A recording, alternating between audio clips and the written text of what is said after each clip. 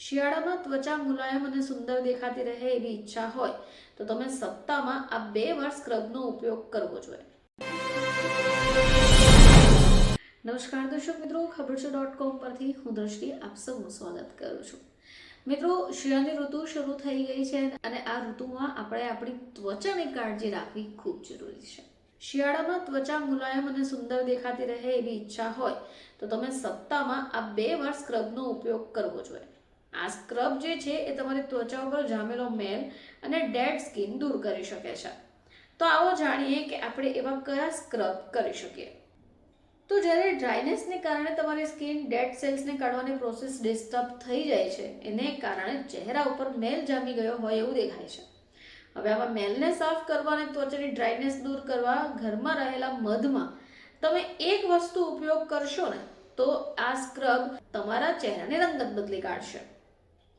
તો સ્ક્રબ બનાવવા માટે 1 ચમચી મધ લઈ લો, એમાં અડધી ચમચી કોફી પાવડર ઉમેરો. આ સ્ક્રબ તમારું રેડી થયું. હવે આ સ્ક્રબ ચહેરા ઉપર લગાડો અને 5 મિનિટ માટે છોડી દો.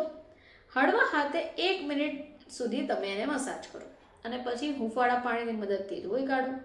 બસ આટલું કરશો એટલે ચહેરા પર જામેલો મેલ અને ડેડ સ્કિન નીકળી જશે.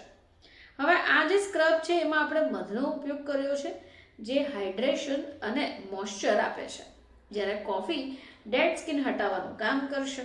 હવે જો તમે મધ અને કોફીનો ઉપયોગ કરવા નથી ઈચ્છતા તો તમે ચણાના લોટનો ઉપયોગ કરી શકો. 1 ચમચી અથવા 2 ચમચી ચણાના લોટમાં દહીં અને ચપટી હળદર મિક્સ કરો, એક પેસ્ટ રેડી કરો અને 10 મિનિટ સુધી તમારા ચહેરા ઉપર લગાવી રાખો. પછી એને હળવા હાથે મસાજ કરવાનું શરૂ કરો અને આ ચહેરા પર લાગેલી પેસ્ટને સાફ કરો.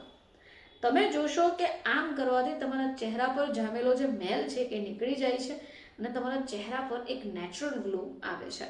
તો બ્યુટી એક્સપર્ટ્સ અનુસાર જ્યારે આપણી ત્વચા વધારે ડ્રાય થઈ જાય છે ત્યારે ડ્રાયનેસને કારણે ત્વચાની ડેડ સેલ્સ કાઢવાની જે પ્રોસેસ હોય છે એને ડિસ્ટર્બ થઈ જાય છે અને ચહેરા ઉપર મેલ જામવાનું શરૂ થઈ જાય છે. જો આપણે આ ડેડ સ્કિન અથવા મેલ દૂર ન કરીએ તો તમારી ત્વચા જે છે એ ડ્રાય અને બેજાન દેખાય છે. હવે આને માટે જ તમે ઘરે બનાવેલા આવા સ્ક્રબનો ઉપયોગ કરી શકો છો. ફરીથી તમારી સમક્ષ હાજર થઈશું, ત્યાં સુધી જોતા રહેજો ખબર છે .com.